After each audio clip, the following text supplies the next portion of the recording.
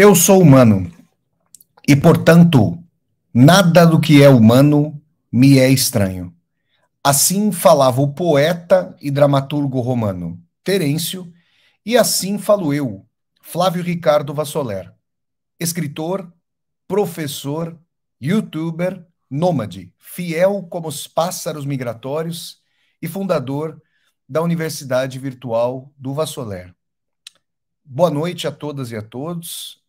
Hoje é sábado, 11 de março de 2023 e nós estamos aqui ao vivo no meu canal do YouTube Flávio Ricardo Vassoler para falarmos de um tema duríssimo, muito trágico, né? A poesia é possível após Auschwitz? Reflexões sobre o Holocausto. Anteontem, nessa última quinta-feira, aliás, eu passei a quarta e a quinta-feiras dessa semana na cidade polonesa de Auschwitz. Eu estou agora em Portugal, na cidade de Braga, onde eu moro há mais de 2 anos, mas há poucos dias, justamente, eu estava em Auschwitz. E eu quero compartilhar com vocês algumas reflexões que eu fiz nessa minha ida, a segunda que eu fiz na minha vida, 14 anos depois de ter ido pela primeira vez a Auschwitz, ao campo lá de concentração de Auschwitz, com vocês.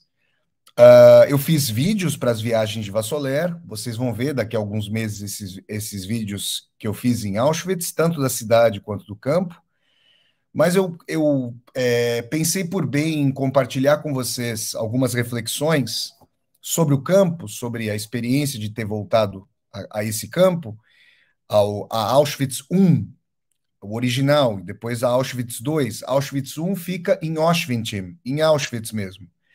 E Auschwitz II, a extensão do campo, ontem eu estava conversando com um aluno meu, ele me perguntou assim, se você fosse falar quantos campos de futebol são? 2, 3? Eu falei 50. 50 campos de futebol, 60 campos de futebol. Uma coisa assim, hedondamente enorme. O verdadeiro, é um complexo da morte, e a gente vai falar sobre isso, sobre esse horror de Auschwitz, e eu coloquei como título dessa aula um mote, uma colocação do grande pensador alemão Theodor Adorno, que tinha ascendência judaica e que refletiu muito sobre a experiência do Holocausto. Então eu quero falar com vocês sobre essa minha ida lá e sobre as reflexões que eu desenvolvi. Antes de mais nada, eu quero pedir a todas e a todos que, por favor, deem um like aqui no vídeo, que curtam o vídeo, para que cada vez mais e mais pessoas possam chegar aqui ao meu canal do YouTube Flávio Ricardo Vassoler. Quero, inclusive, dar uma boa noite para o pessoal da TV 247, que gentilmente, meu amigo Leonardo Atushi, retransmite esse vídeo para o público formidável também da TV 247. Pedir a todas e a todos vocês que se inscrevam aqui no meu canal do YouTube. Quem não está inscrito ou inscrita, venha para cá, se inscreva no meu canal, Flávio Ricardo Vassoler, toque a sinetinha para você poder receber as notificações. Aqui embaixo desse vídeo você tem duas teclas. A tecla Seja Membro, para você se tornar um membro humanista do canal, e tem a tecla Valeu, para você mandar uma contribuição financeira. Quem está aqui no chat do YouTube pode mandar um super sticker, que é uma saudação paga, e um super chat, que é uma pergunta paga, e aí eu respondo as perguntas de vocês assim que elas chegarem por super chat, tá bom? Vamos lá, gente. Olha só, dessa vez eu fiz algo diferente do que eu tinha feito na primeira vez em que eu fui à Polônia. Em janeiro de 2009, quando eu estava morando na Rússia, eu visitei a Polônia, que é o país de ancestralidade do meu pai Tadeu, cujos pais, ou seja, meus avós, nasceram na Polônia. Só que eu fui para Auschwitz a partir de Cracóvia, então eu tomei um trem ali na estação Kraków-Główny, que é a estação de trem central de Cracóvia, uma linda cidade da Polônia, ao sul da Polônia. Eu tomei o trem de manhã, fui lá para Auschwitz. Você tem um trem que fica 1h30, se tanto, ali de Cracóvia. Ambas as cidades estão no sul da Polônia, e depois eu voltei à noite lá para Cracóvia. Só que dessa vez eu quis fazer algo diferente, porque eu acho muito triste que nós associemos a cidade de Auschwitz só a esse horror do campo de concentração. Então, dessa vez eu resolvi dormir na cidade, né? Eu aluguei lá um Airbnb, uma hospedagem, né? E eu passei 2 dias lá em Auschwitz. E no primeiro vídeo que eu fiz das viagens de Vassoler, como vocês vão ver, eu mostrei a cidade, né? Tem um rio bonito que singra Auschwitz. Eu mostrei monumentos, mostrei uma igreja bonita que é lá, mostrei o Museu Judaico, a Praça do Comércio, né? E fui singrando a cidade. Inclusive, é interessante porque o apartamento que eu fiquei hospedado, ele está num prédio que é tipicamente por fora um prédio do realismo socialista, de uma arquitetura ali de uma austeridade enorme, e as pessoas cuidavam mais por dentro daquilo que era a propriedade delas do que do exterior público. É uma coisa para a gente pensar aí sobre essas relações que cada um de nós tem com o que é nosso e o que não é, ou o que é de todos, digamos assim. Mas, de qualquer maneira, no segundo dia é que eu fui ao campo aos dois complexos do campo de concentração, Auschwitz I e Auschwitz II. E uma diferença que eu notei imediatamente em relação a 14 anos, quando eu tive lá pela primeira vez, é que agora, no campo número 1, a visita é guiada. Então você compra o ingresso e você faz essa visita aí com uma pessoa, um educador, uma historiador, uma historiadora, que vão te dar, essas pessoas que vão te dando as indicações dos blocos, do que acontecia em cada bloco e assim por diante. Só que ao campo número 2, que fica em Berginska, uma cidade que é contígua a Auschwitz, aí você pode ir com a orientação de um guia ou de uma guia, ou você pode sozinho, foi o que eu fiz. Eu venho estudando há muito tempo essa questão aí do horror, do genocídio perpetrado contra a população judaica, sobretudo, e aí eu queria ter essa experiência, queria ir para lá fazer tomadas mais longas e tudo mais. Quero agradecer aqui a Rita Sampaio pelo super sticker, pelo apoio aqui. Muito obrigado, Rita, pelo apoio, querida. A Rita que já fez vários cursos meus aí da Universidade Virtual do Vassoler. Muito obrigado, viu, querida? Então, eu visitei esses dois campos. E a primeira coisa, inclusive, foi a capa desse vídeo, né? Aqui no fundo desse vídeo, vocês estão vendo a sala de número 600 do Tribunal de Nuremberg, ao sul da Alemanha, na Bavária. Eu estive lá em Nuremberg no ano passado, em maio do ano passado. Vai fazer um ano que eu fui lá para a Alemanha. Essa cidade de Nuremberg é maravilhosa. Ali ficava a sede do Partido Nazista, tá? E a sede do Partido Nazista é do tamanho do Morumbi, era um estádio gigantesco. Se vocês assistirem ao filme Arquitetura da Destruição, ao documentário Arquitetura da Destruição, que contou com a direção do Peter Cohen, vocês vão ver o Hitler entrando no meio daquele estádio e as tochas, né, sociopáticas de uma massa de seguidores ali, de fanáticos, o ovacionam. Então, essa foi a sala, que atrás de mim tem a sala número 600, onde os verdugos nazistas foram julgados. Tá? Eles foram julgados aqui pela Corte Suprema aí dos aliados, ingleses, soviéticos e estadunidenses. Na capa desse vídeo, eu coloquei uma foto do portal de Auschwitz I. E ali você tem inscrição Arbeit macht frei. Do alemão para o português, o trabalho liberta. E aí, a primeira coisa que vocês, obviamente, vão notar mas como assim? Que história é essa? O trabalho liberta num campo de trabalhos forçados, num campo de escravidão, num campo de extermínio? O que os nazistas querem dizer com isso? E aí, a partir do estudo da historiografia do nazismo, eu posso dizer duas coisas para vocês. Primeiro, que os nazistas sequestraram a ironia. Houve um debate na Alemanha, e existem ensaios seminais do Theodor Adorno, cuja pergunta é possível a poesia após Auschwitz, faz parte do título dessa aula. Houve um debate de que o Adorno participou e ao qual ele se dirigiu, querendo saber o seguinte: é possível utilizar algum tipo de humor mórbido que seja, para que as pessoas se dirigissem a essa experiência do Holocausto ou do nazismo? Isso foi discutido.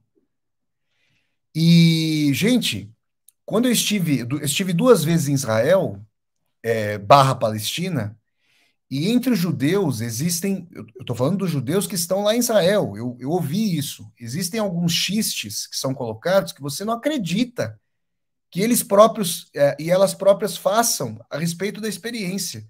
Aliás, o que se fala é que existe um humor judaico que se desenvolveu como se fosse aquele riso de dor, sabe aquele riso que a gente às vezes dá de desespero, de pânico, de impossibilidade de mudar, de reverter uma situação?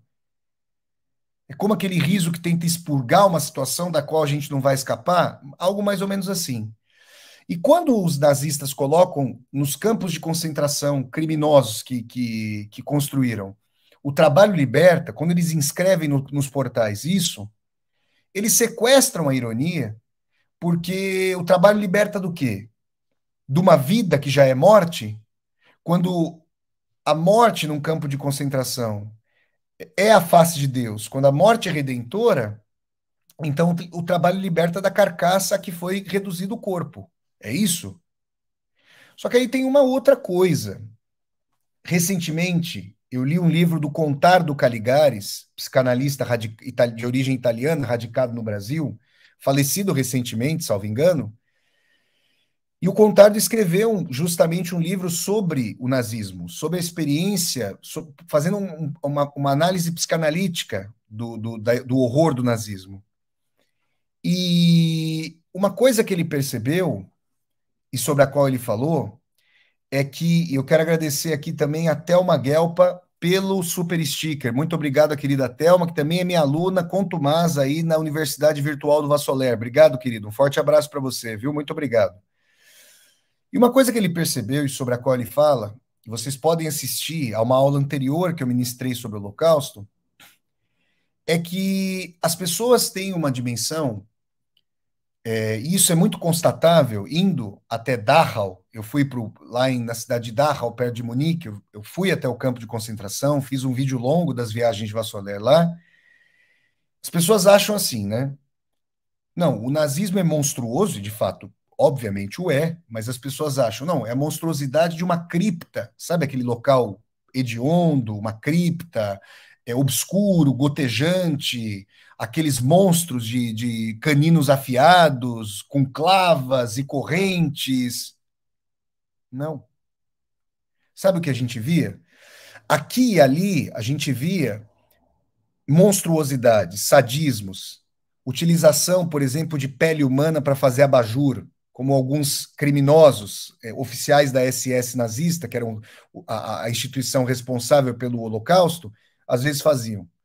Mas, na verdade, a verdadeira monstruosidade, o horror do trabalho liberta, é uma sanha da modernidade por eficiência técnica, que teria transformado, escutem o que eu vou falar aqui, porque isso é a monstruosidade. Se os nazistas tivessem vencido a Segunda Guerra, Auschwitz teria se tornado um estudo de caso de eficiência técnico, administrativo, logístico, industrial. Auschwitz é uma empresa, é uma indústria, é um complexo tecnológico do morticínio. Você entra nos blocos. Eu quero dizer uma coisa: se formou o grupo que vai viajar comigo para Berlim, Praga, Viena, Budapeste, Cracóvia e Auschwitz. Porque os adendos são Cracóvia e Auschwitz. E quem for comigo para lá vai ter uma aula muito mais aprofundada, com muito mais tempo, para a gente falar sobre isso. E aí a questão é a seguinte: quando você entra nos blocos ali, você vê uma sala repleta de próteses, muletas, malas, cabelos, óculos, tudo devidamente empilhado, organizado para ser reaproveitado. Dentes de ouro eram extraídos, pertences eram extraídos, roupas eram extraídas, surrupiadas. As cinzas que eram aspergidas pela chaminé, ou que às vezes lotavam os fornos crematórios, eram jogadas em leitos de rio. Havia um reaproveitamento. Esses cabelos, por exemplo, enchiam colchões ou travesseiros de outras das Forças Armadas Alemãs. Os prisioneiros faziam bitolas de trilhos, levantavam barracões, faziam estradas. Havia um complexo de reaproveitamento, de reciclagem de materiais, inclusive o ser humano reduzido ao material. A expressão odienta e coisificada e brutal recursos humanos nos assusta hoje. As pessoas usam a torto e a direita, né? A torto e a direita, né? A expressão recursos humanos. Quem aprimorou a expressão recursos humanos como uma verdade factual e odienta e monstruosa e banalmente monstruosa, a banalidade do mal, foi Auschwitz. O maior cemitério dos vivos da história da humanidade. Ali, nos seus anos de funcionamento, e eu estive no subsolo do bloco 11, ao lado de um corredor de fuzilamento que fuzilava sobretudo partisãs poloneses e prisioneiros poloneses. No subsolo do bloco 11, inicialmente 600 prisioneiros soviéticos e 250 prisioneiros doentes poloneses foram submetidos ao gás Ciclone B, que era um pesticida utilizado em agricultura que, cujos cristais, ao contato com o ar, se sublimam, passam do estado sólido, para quem não se lembra da época do ensino médio, lá das aulas de fisicoquímica, passam do estado sólido para o estado gasoso. A gente está falando, e eu quero agradecer aqui a Fernanda Koch, que está mandando aqui um super sticker, um super chat, agradecendo pelo conhecimento compartilhado. Muito obrigado, querido. Eu agradeço muito aqui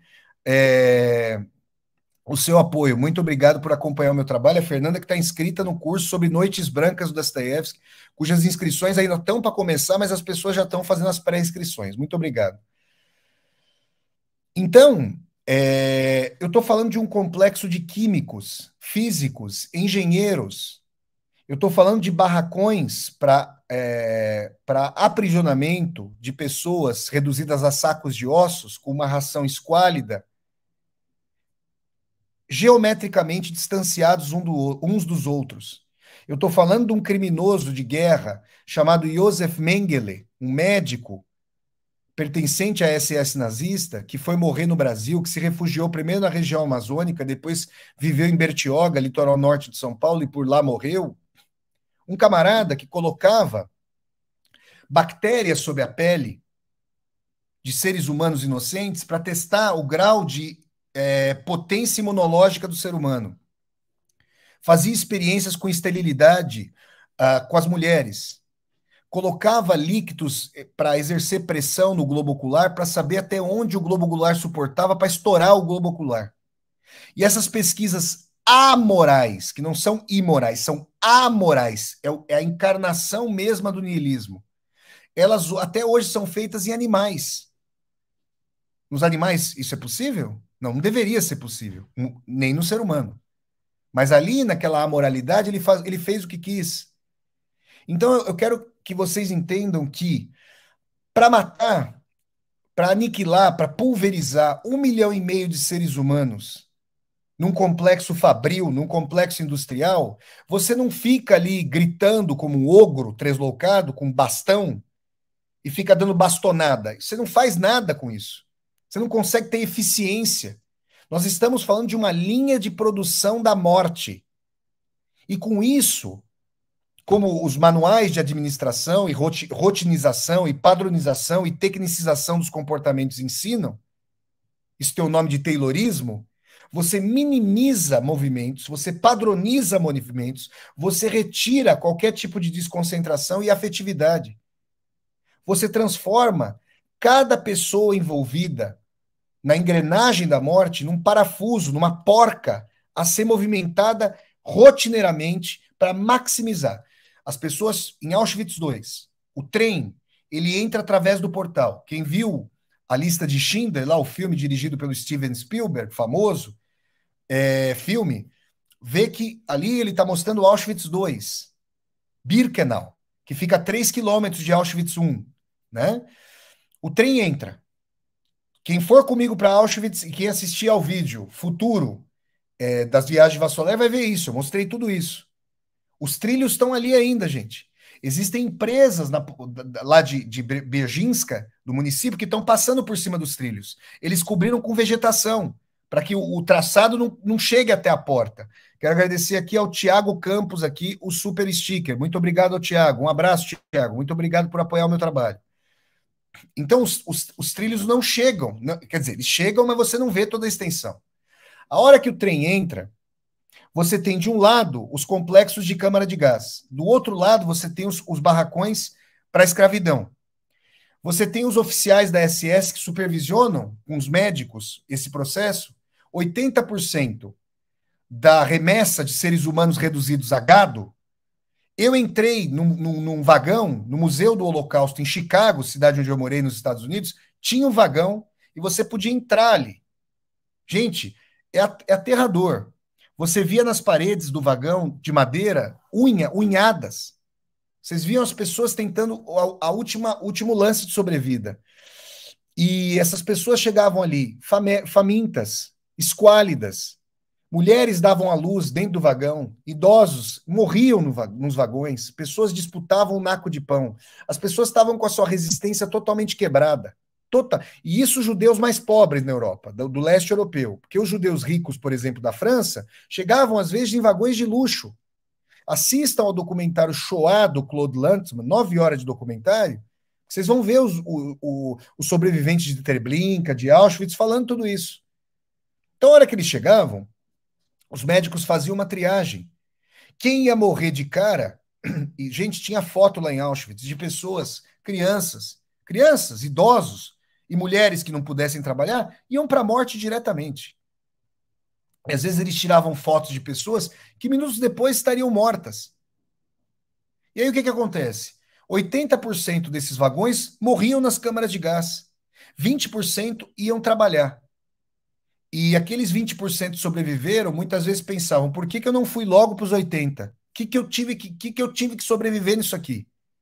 Então, o que eu estou querendo dizer para vocês é o seguinte: as pessoas largavam, eram coagidas a largar os pertences, tudo era feito para não ter pânico, para ser rotineirizado. Los, arbeiten, marschieren. Então, você pega a fila, entra na fila, aí você deixa as malas, aí você entra no lugar, quem vai morrer, tira a roupa, aí você tira o cabelo, aí você entra, aí você eventualmente tira os pertences, depois a pessoa morre, em 20 minutos ela está morta na câmara, abre a válvula do gás, a pessoa é asfixiada, depois vocês têm um filme húngaro chamado Filho de Saulo, Filho de Saul, que conta isso, um cara que trabalhou carregando corpos das câmaras de gás. Essas pessoas que estavam fazendo esse trabalho, elas iam morrer depois para não ter testemunhos do que estavam presenciando. Aí você tira os corpos, você leva os corpos crematórios, fizeram uma rampa, os corpos desciam para o crematório. Aí você colocava no forno crematório e isso alimentava essa roldana. Chegava um trem, aí o trem, ele pegava o desvio para sair, para voltar, para ir para os guetos, porque os judeus haviam sido catalogados, guetizados e aí eram deportados. E os conselhos judaicos dos guetos, coagidos pela SS, davam os informes. Ó, a SS mandava, a gente precisa hoje de uma remessa, olhem os termos horrorosos, de 400 pessoas, 1.000 pessoas, 2.000 pessoas. No auge, o gueto de Varsóvia teve 400.000 pessoas.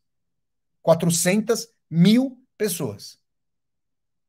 Então, a gente está falando, o Arbeit macht frei é o ápice da eficiência técnica do morticínio. Esse é o horror. E isso mostra que, se nós abstrairmos a morte de seres humanos inocentes e usarmos essa técnica para devastação ambiental, poluição ambiental, minimização de custos e otimização de recursos, desculpa, essa lógica é atual. Ela é a dinâmica mesma do capitalismo. Vocês estão percebendo o que é o horror? Esse é o horror. Então, quando o Adorno se pergunta sobre se é possível a poesia após Auschwitz, ele se pergunta se o belo não é cúmplice depois de um horror que não é o horror de um monstro que começa a bater no peito, pega uma clava e berrando, urrando como se fosse um tigre, ele vai lá e quebra a cabeça das pessoas. O cara não mata meia dúzia de gatos pingados com isso aí. Vocês estão ouvindo? Eu quero dizer o seguinte, perto dessa engrenagem do morticínio, a morte a machadadas e a pauladas da Idade Média é humana. Ali pode ter afeto humano. Ali, o verdugo chapinha no sangue da vítima. Ele vê a vítima defecar de medo, urinar de medo, ou mesmo perdendo a cabeça. Ele vê o corpo estrebuchando. Em Auschwitz você tem aquilo que o próprio Adorno chamou, num livro chamado Prismas, tem vários ensaios do Adorno, e é um livro chamado Prismas, ele chamou de guerra sem ódio. Vocês estão entendendo? O que é a guerra sem ódio?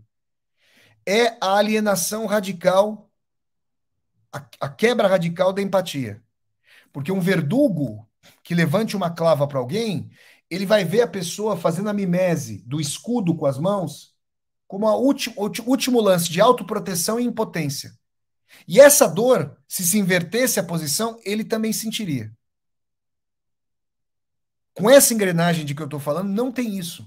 E outra coisa, eu entrei num dos barracões, no lado do campo feminino, ali em Auschwitz II, tinha um barracão com entrada permitida. Era o barracão das mulheres, justamente como eu disse. A hora que você chega até o arremedo de banheiro, eu já tinha tirado uma foto disso para mostrar para vocês em Dachau. Essas pessoas. Porque o que a gente faz no banheiro? Onde existe o mínimo de dignidade civilizatória, e isso é negado às pessoas pobres na maior parte do mundo, né? Que não tem sequer uma instalação sanitária. No Brasil, 50% das moradias não tem saneamento básico. Mas quem tem a oportunidade da dignidade, você faz cocô e xixi sozinho, sozinha. Você está individualizado nisso. Vocês estão percebendo? Você tem uma individualização da sua condição de animal humano. Então, a nossa civilização, e o Milan Kundera faz uma discussão sobre isso maravilhosa, chamando isso de kitsch, da tentativa de obliterar, de esconder o feio na existência humana. Aliás, ele lê isso como a base mesmo da modernidade civilizatória, que é esconder do ser humano que nós somos seres para o apodrecimento, para a morte, para a decrepitude. Mas se a civilização faz, digamos, questão de colocar tudo em tubulação, esconder os barulhos, sei lá, tornar totalmente uma falta de educação o arroto, a flatulência, né, os sons do corpo. Porque arrota e solta um flato quem está vivo. O morto não faz mais isso. Mas se você fazer isso, sobretudo à mesa, quando você está comendo, é sinal ali de uma barbaridade. Então, o que os nazistas fazem? Reduzindo as pessoas a condições piores do que dos animais, as pessoas, os seres humanos, aquelas mulheres eram colocadas em arremedos de banheiro com tigelinhas, parecendo tigela para cachorro comer, e lá elas defecavam. Umas voltadas para as outras, sem poder ficar sozinhas no seu momento de necessidade. Além do que, uma das condições de dignidade que a gente presta para gerações passadas, além da aposentadoria que o capitalismo está destruindo completamente agora, tornando a sociedade insuportavelmente individualista e competitiva, era o respeito que a gente presta, é o respeito que a gente ainda presta aos mortos. Cada morto, e eu infelizmente sei disso, porque já morreram meus ancestrais, ele tem o seu túmulo, com a sua lápide, com o seu nome, a data de nascimento, a data de morte. E o que os nazistas fizeram? Eles não apenas jogaram seres humanos reduzidos a sacos de ossos em valas comuns. Eu fui a Treblinka, e a vala comum de Treblinka ela é do tamanho de uma cratera de Marte, uma cratera lunar. É uma coisa inacreditável. É inacreditável. Aquilo ali aquilo ali, você imaginar que aquilo ali estava apinhado de corpos humanos, é querer morrer ali. É ter vergonha de ser humano. E além de eles, em valas comuns, negarem radicalmente a dignidade individual para as pessoas que morreram, quando você torna as pessoas indiscerníveis, negando a elas a própria individualização do rosto, porque elas são transformadas em fuligem, qualquer possibilidade de poesia com belo plástico, ela se torna um assinte. Então a gente tem um sumamente horrível. A gente tem um mal absoluto, transformado numa técnica de morticínio. E com isso, se a gente for pensar que hoje existem 18 milhões de judeus no mundo, um terço foram assassinados, um terço desses judeus foram erradicados, não tem mais vala, não tem sombra. Eles viraram pó no genocídio perpetrado. Então, se a gente entende que uma técnica de morticínio fez com que as pessoas se sentissem partes eficientes de uma engrenagem, a gente percebe que sim, havia sociopatas, sim, havia lunáticos, sádicos, rematados, que exerciam as brutalidades mais indizíveis.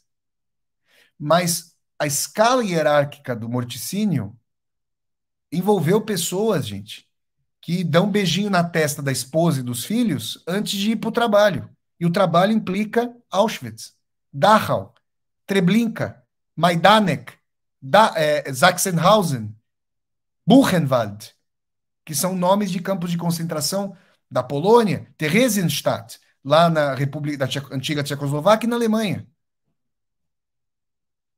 Então, ou a gente compreende isso, ou a gente vai ficar utilizando essas análises, essas anti-análises, na verdade, que mais mistificam.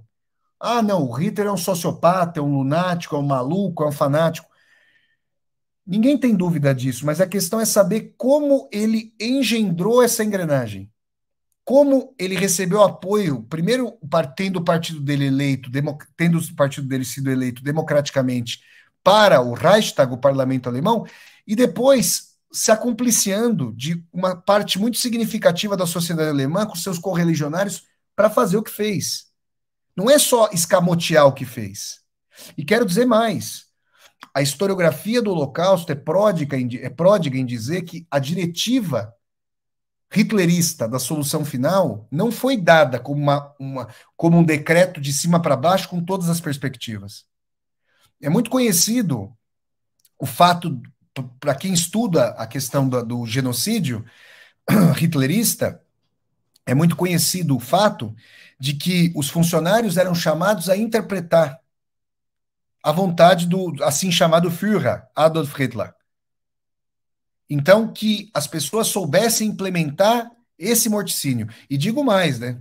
Depois que os nazistas perderam em Stalingrado, eles sabiam que iam perder a guerra, por mais que a propaganda dissesse que não. E aí, o verdadeiro objetivo passou a ser a solução final para a questão judaica, o Holocausto. E eles empregaram quem achava, né, que era uma questão ali de otimização dos recursos, eles empregaram, às vezes, contrarracionalmente na economia de guerra, todos os recursos no sentido de otimizar esse morticínio. Isso é o mal absoluto. E isso faz com que o trabalho liberta seja liberta de você pensar, de você ter que tomar uma decisão. Você se aliena dentro de uma engrenagem e se sente parte de um todo que o suplanta. E não foi você que tomou as decisões, você cumpre ordens. Assim, o Adolf Eichmann, que era o responsável pela deportação dos judeus para os campos de concentração, que trabalhava no setor S4 de deportação, gente, o sistema férreo. A gente entra num dos blocos de Auschwitz, você vê Auschwitz como um nó górdio de um sistema de concentracionário de campos por toda a Europa, que à época estava totalmente dominada pelos nazistas. Você vê dos países bálticos, da União Soviética dominada, da Polônia, da Hungria, da França, da Bélgica, da Holanda, todas ocupadas. Os trilhos rumando para Auschwitz, para matar seres humanos, matar rotineiramente, alienadamente, friamente, calculadamente, industrialmente. Então, essa é a lógica. Por isso, o Adorno e o Horkheimer escreveram um livro chamado Dialética do Esclarecimento. Porque já não era possível, depois de Auschwitz, dizer que a tecnologia do iluminismo, a ciência, estava pura e simplesmente a serviço de Louis Pasteur, que criou a penicilina, dos anestésicos, que implicaram menos dor, principalmente para aquelas pessoas que iam ser submetidas a cirurgias, a eficiência de telecomunicações, de transportes. Não. Não existe Auschwitz sem o iluminismo.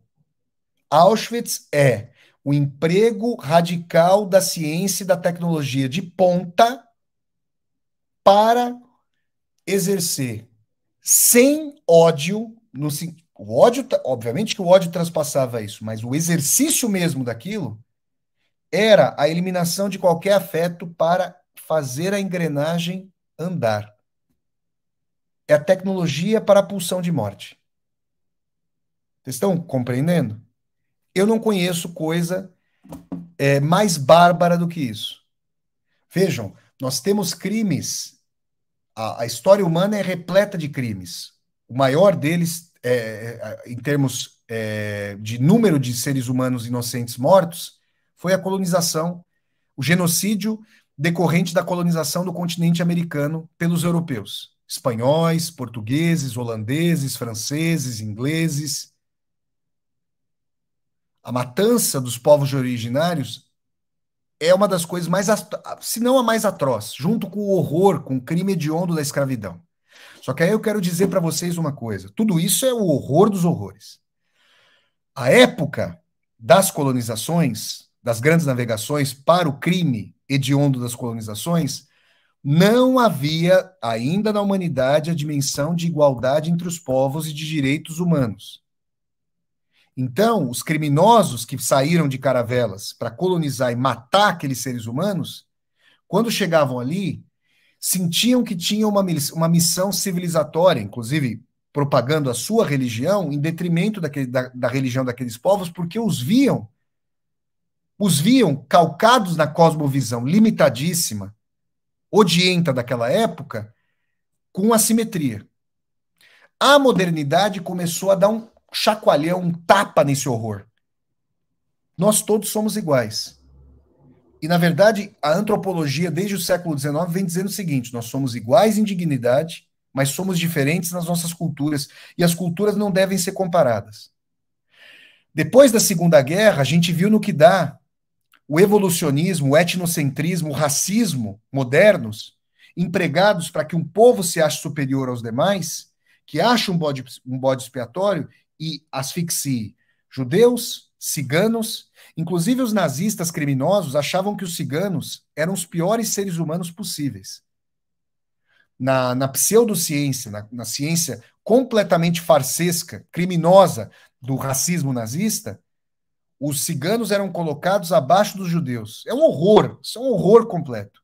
E foram aniquilados junto com judeus, testemunhas de Jeová, pessoas homoafetivas, prisioneiros de guerra poloneses e soviéticos. Esses são os grandes grupos mortos nos campos de concentração nazistas. Hoje a gente sabe no que vai dar. Então já não é possível. Quando eu vejo as pessoas, e às vezes você encontra, né, pessoas assim, com entusiasmo, que parece o entusiasmo do Auguste Comte, o filósofo do positivismo, ali do surgimento da modernidade, da Revolução Industrial, falando que chegou agora a época a idade em que a humanidade vai se colocar de pé para além da época infantil da mitologia e adolescente da religião. A ciência agora vai iluminar o mundo inteiro. Eles só esqueceram de se remeter aos porões do ser humano, coisa que a grande psicanálise do Sigmund Freud jamais deixou de fazer. Então, a dialética do esclarecimento é o esclarecimento que ilumina e lança sombras. E eu repito, os instrumentos de tortura da Inquisição Católica, e eu já fui para alguns museus da Inquisição, e os aparelhos de tortura, eles são insanamente cruéis. Eles não são nada em termos de eficiência do morticínio perto da roldana produtiva de Auschwitz-Birkenau. Nada, são brincadeiras de criança. Vocês estão percebendo isso? Então, ter visto tudo isso, ter ido para lá, ter visto como as pessoas eram apinhadas em arremedos de beliches, aquilo ali, ripas de madeira, verdadeiros estábulos. Ver o fato de que as pessoas comiam ali, comiam, né? Um pão estragado com uma sopa de água suja.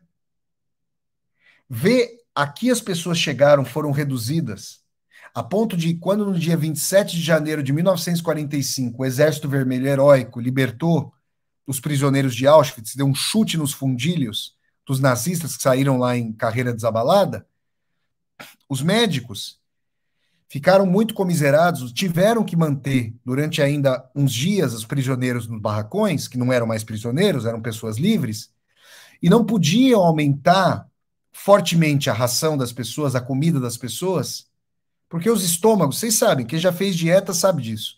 O estômago, ele se contrai ou ele se dilata conforme a quantidade de alimento que você ingere. E as pessoas tinham que aumentar, elas podiam ter desinteria, elas podia até explodir o estômago. Gente, as pessoas estavam comendo nada há anos.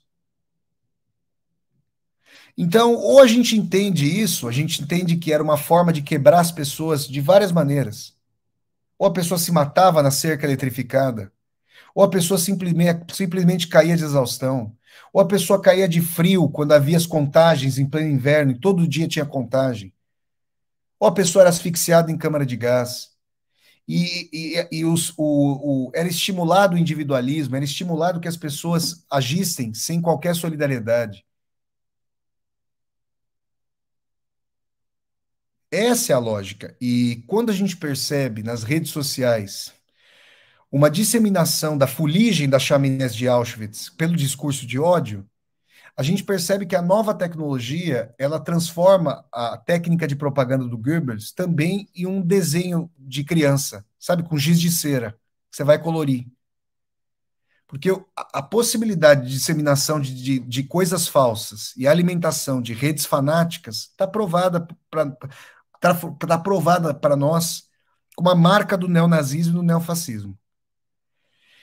Então, gente, ter visto tudo isso de perto é não conseguir, obviamente, ter entusiasmo que eu julgo completamente alienado, ingênuo, pela ciência. Até porque, gente, eu quero perguntar a vocês uma coisa. Existe alguma ciência de ponta hoje que é feita por um professor Pardal na sua garagem? Vocês se lembram do professor Pardal? Um personagem lá dos desenhos do Walt Disney?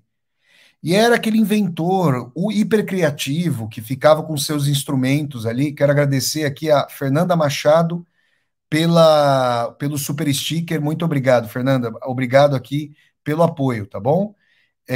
Agradeço muito. E o professor Pardal, ele era aquela pessoa inventiva, coisa e tal. Gente, ciência de ponta hoje é feita em laboratórios hipertecnológicos. A gente está falando de erário público, a gente está falando de dinheiro do Estado coligado a megacorporações. E os cientistas não decidem, não apitam nada. Eles fazem parte ali de um complexo universitário, laboratorial, industrial, e são muito bem remunerados justamente para a criação de tecnologia de ponta, numa guerra com computador quântico, com tecnologia de inteligência artificial, de drones, que chega ao ponto, gente, de transformar aqueles tanques da Segunda Guerra em verdadeiras tartarugas pré-históricas de 500 anos de obsolescência. A gente está falando de um novo tipo de guerra. Eu estava agora há pouco jantando, aqui em Braga, Portugal, e eu abri para fazer uma live aleatória para conversar com as pessoas. Veio um rapaz ali muito inteligente na live, falando assim: Ó, Vassoler, você tem que falar aí sobre inteligência artificial. Agora já tem a questão de que a gente vai ter androides aí rapidamente andando entre os seres humanos. Vocês têm alguma dúvida de que esses androides, de que esses roboides podem estar em guerras aí futuras, não vão usar mais soldados biológicos? Gente, os resultados da pesquisa do Josef Mengele, amorais, municiaram pesquisas sobre resistência humana. Inclusive, eu recomendo a todas e a todos vocês que assistam a uma entrevista do grande escritor argentino e ex-físico nuclear, Ernesto Sábato, a cuja casa eu fui, no município de Santos Lugares, nas imediações de Buenos Aires, na Argentina. Eu tenho muito respeito e admiração pelo Ernesto Sábato, que inclusive trabalhou no laboratório de ninguém mais, ninguém menos que Marie Curie. A grande física nuclear polonesa recebeu o Nobel da Ciência, responsável pelas pesquisas de fissão nuclear para a chegada ali da liberação da energia atômica. Sem as pesquisas da Marie Curie, não tinha o caminho aberto aí para a radioatividade. Vocês estão percebendo? O Sábado trabalhou, fez um doutorado na França, trabalhou no laboratório da Marie Curie, e ele deu uma entrevista para o Roda Viva, salvo engano, no ano de 94 ou 92, acho que foi em 94. E ele falou uma coisa que é a quintessência do que eu estou tentando discutir com vocês aqui. A ciência não é moral ou imoral. A ciência é amoral. Essa perspectiva de retirar o gênio da lâmpada e se alimentar de descobertas, não importa o que haja, não importa o que seja, é o ímpeto desbravador e completamente fáustico, de um Fausto alimentado pelo conhecimento e pela sanha de descoberta, não importa, arrasa o que for. Coloca líquido no globo ocular para ver até onde explode, até quanto. Isso o Josef Mengele fez em Auschwitz. É óbvio, gente, que eu tenho todo, tendo feito mestrado, doutorado e pós-doutorado, eu tenho todo o respeito pela pesquisa científica. É óbvio. Mas a gente não pode ser ingênuo e esquecer a história. Ciência com interesses e financiamentos de quem? Atendendo a quais interesses? A quais grupos? Não tem ciência mais, professor Pardal. E eu repito, Auschwitz é um complexo tecnológico industrial. Sem ciência de ponta não existe Auschwitz. Então a poesia após Auschwitz é a poesia da fuligem, de chaminés que são dedos apontados para o céu, perguntando se Deus tem alguma coisa a dizer sobre isso. Se Deus pode ser, Deus é testemunha ocular com a sua onisciência. Essa é uma poesia que muitos sobreviventes fizeram, escrevendo seus relatos, seus livros de memória. Então, a poesia após Auschwitz é a percepção de que a ironia foi asfixiada em câmara de gás, porque Arbeit macht frei, o trabalho liberta, segundo o lema tatuado não só no pulso, porque no começo as pessoas recebiam. Quando os alemães nazistas achavam que iam ganhar a guerra, as pessoas eram fotografadas, catalogadas. Quando eles perceberam que perderiam a guerra, eles não mais catalogaram as pessoas, mandavam as pessoas para a morte e começaram a tentar apagar as evidências de seus crimes. Não conseguiram. Mas Treblinka, por exemplo, foi posto abaixo. O campo de Treblinka, ao qual eu fui também nessa viagem para a Polônia, foi posto abaixo. Hoje a gente tem vestígios. Eu até coloquei fotos nas minhas redes sociais, vocês podem ver isso. Isso, gente, é um panorama para a gente compreender essa questão e para a gente para a gente rumar na contramão de, ai, monstros, monstruosidade. Sim, monstruosidade, mas de que tipo? Daquela monstruosidade que baba na gravata? Já ouviram essa expressão, cara que baba na gravata? Não é isso, não é disso que se trata, gente. Ninguém tem eficiência. Vejam só, vocês vão ler lá. Peguem lá a Riqueza das Nações, The Wealth of the Nations, an inquiry on the Wealth of the Nations, do Adam Smith. Riqueza das Nações, uma investigação sobre a origem e as causas da riqueza das nações. Você vai ver que o Adam Smith vai falar da produção do parafuso, ele vai falar da atomização. Olha, se a mesma pessoa produzir o parafuso, vai demorar muito.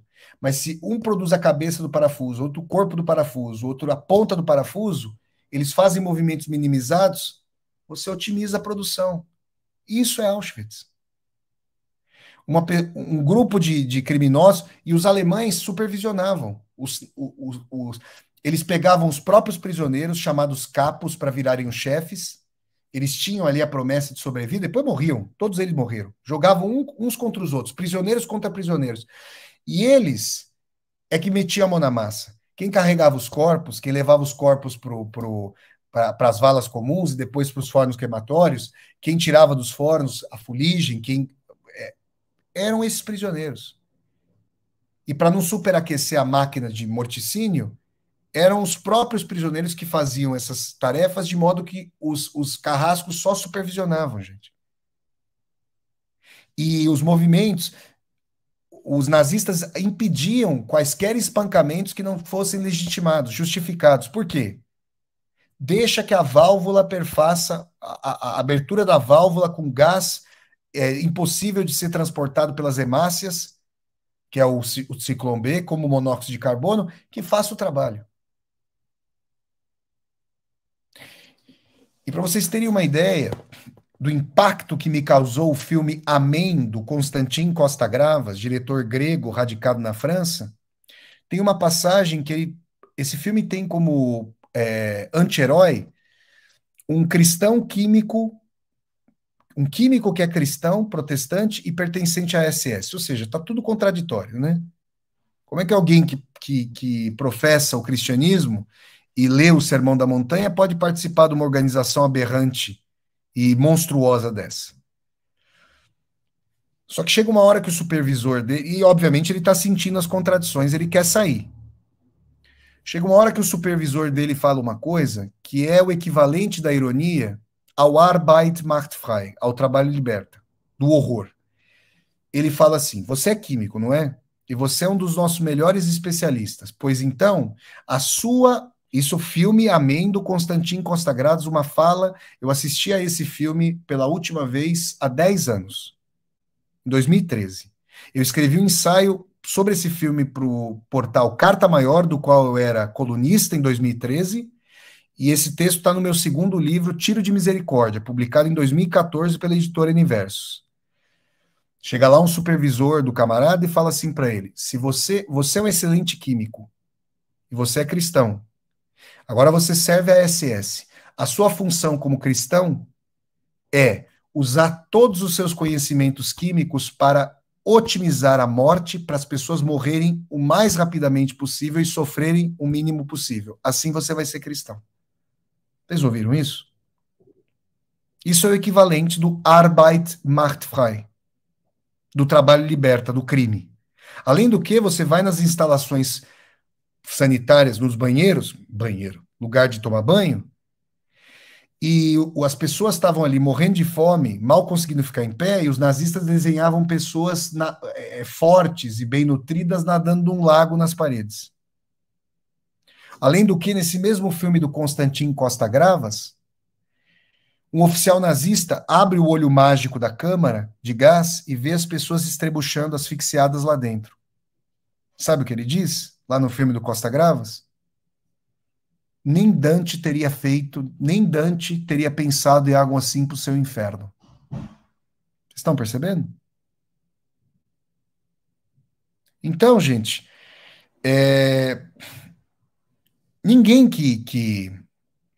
ninguém que more em bairros periféricos nas cidades brasileiras e pessoas pobres que são tratadas como corpos a serem eliminados muitas vezes pelas forças policiais, pelas forças criminosas muitas vezes, pode ter confiança plena no caminho pelo qual marcha aí o componente tecnológico, científico da modernidade. Ninguém que tenha visto esses campos de concentração, que tenha se inteirado do genocídio perpetrado tecnológica e industrialmente pelos nazistas, pode duvidar da capacidade de que a coisificação, a quebra de empatia, seja a base da nossa sociedade. Porque ela está aí. Então, as condições objetivas e potencialmente as condições subjetivas para o crime, para o genocídio, estão presentes, não foram superadas. Auschwitz não é um fóssil que nós escavamos no sítio arqueológico da história humana para falarmos página virada. De jeito nenhum. Vocês estão percebendo, gente?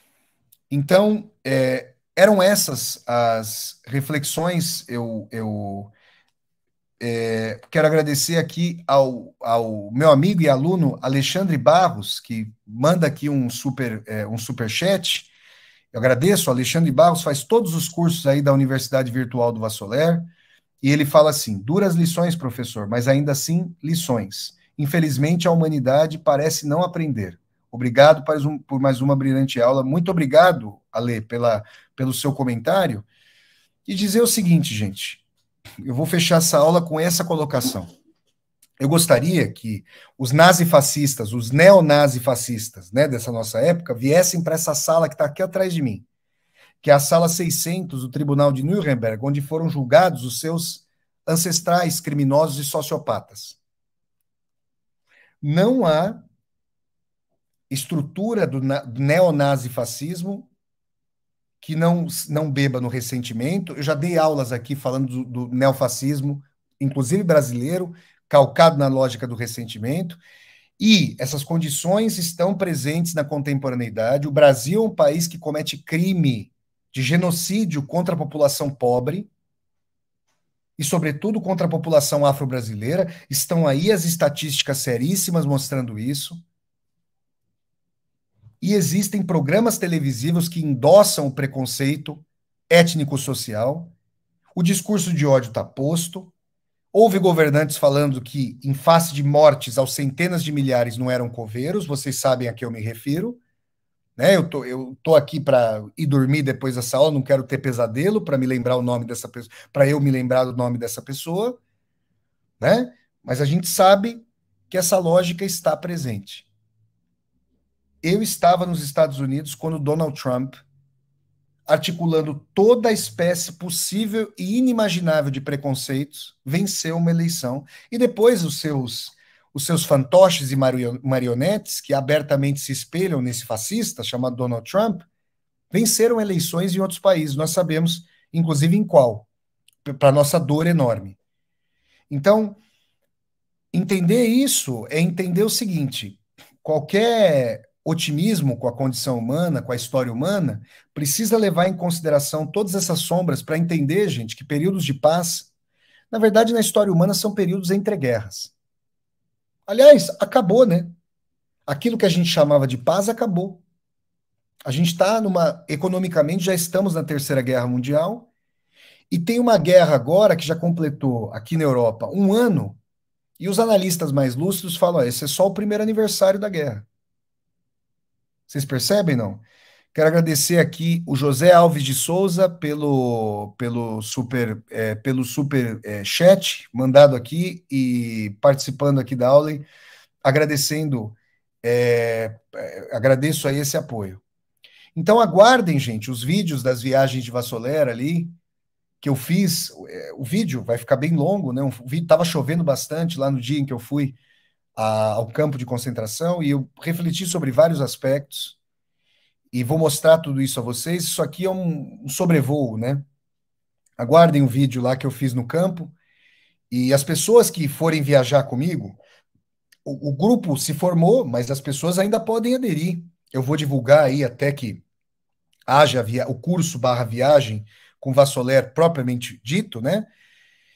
E as pessoas que quiserem fazer vão poder viajar comigo, e a gente vai falar muito sobre isso, com todos os detalhes, com toda a bibliografia, com toda a profundidade que o tema merece receber, para que nós entendamos como isso foi possível, né? E aqui eu dou um sobrevoo e vejo essa discussão aqui com vocês. Então, quero agradecer a todas e a todos vocês. Muito obrigado aí pela audiência nesse sábado à noite. Assistam aos filmes mencionados, busquem os livros e, sobretudo, entendamos, gente, que essas discussões merecem ser feitas, porque para onde a ciência está rumando, para essa superação do ser humano biológico, com a fusão de cérebro com inteligência artificial, com a imortalização, de reversão de processos de envelhecimento e a potencial vivência de pessoas aí bilionárias por 600 anos, transformando Matusalém num ser que caminha entre nós, a gente realmente vai olhar para as igrejas e pensar naquele Deus onipotente, onipresente, onisciente, que era digamos, a sentinela da imortalidade, com a mesma, talvez com a mesma condescendência com que as religiões monoteístas do Ocidente olham para o politeísmo greco-romano. Vai chegar. Nós não vamos ver isso. Vai demorar ainda algumas décadas, talvez demore um século, mas vai chegar isso. E talvez a libertação da vida nesse momento seja nós não estarmos aqui. Vocês imaginam o que é esse mundo? Vocês conseguem imaginar o que é isso? Qual é o poder de decisão que vocês e eu, que nós temos em relação a esses processos? A quem essas empresas, esses conglomerados, esses laboratórios, essas redes respondem? Os estados-nação, que já não têm poder perto dos estados plataforma digitais, e esses grandes conglomerados, que são quem manda, são os conglomerados que mandam nos estados, obviamente, eles têm dificuldade para poder enquadrar, em termos de cerceamento, de disseminação de discursos de ódio. Porque, por exemplo, houve casos em tribunais dos Estados Unidos em que mães e pais de pessoas que foram mortas em tiroteios, esses horrores que os Estados Unidos, que pessoas nos Estados Unidos vêm perpetrando desde 2002, de Columbine, lá da Columbine High School, já teve pai e mãe processando, já houve pais e mães processando plataformas que publicaram, que deixaram que o vídeo fosse transmitido para pessoas que assistiram a esses vídeos e que viram que essas pessoas mataram e depois se mataram, tiveram notoriedade. E a gente não tem que ter notoriedade para. Tem que ter 15 minutos de fama para ser alguém nesse tipo de mundo cosificado. E as pessoas estão interpretando que isso dissemina uma seita, uma dinastia da morte. Por que não? Isso é uma reflexão muito importante e válida. Mas olha a dificuldade para enquadrar isso. Olha a dificuldade para criar uma legislação que necessariamente tem que ser supranacional. Então, que nós reflitamos sobre esses temas, esse é o papel, esse é o meu papel aqui, no canal do YouTube Flávio Ricardo Vassoler. Quero pedir mais uma vez que todas e todos vocês deem um like no vídeo, curtam o vídeo para que esse vídeo chegue a cada vez mais e mais pessoas. Peço ao pessoal da TV 247 que está assistindo a retransmissão desse vídeo que venha até o meu canal e vocês se inscrevam aqui no meu canal Flávio Ricardo Vassoler e toquem a sinetinha para poderem receber as notificações. Vocês podem se tornar membros humanistas aqui do canal. Tem uma tecla Seja Membro aqui embaixo e tem a tecla Valeu para vocês mandarem uma contribuição financeira. Então eu deixo aí um abraço a todas e a todos vocês e nos vemos numa próxima oportunidade. Tem vídeos diariamente aqui no meu canal. A gente se vê dentro em breve aqui no meu canal Flávio Ricardo Vassoler, parte aí da Universidade Virtual do Vassoler. Um abraço a todas e a todos. Boa noite. Tudo de bom, pessoal. Tchau.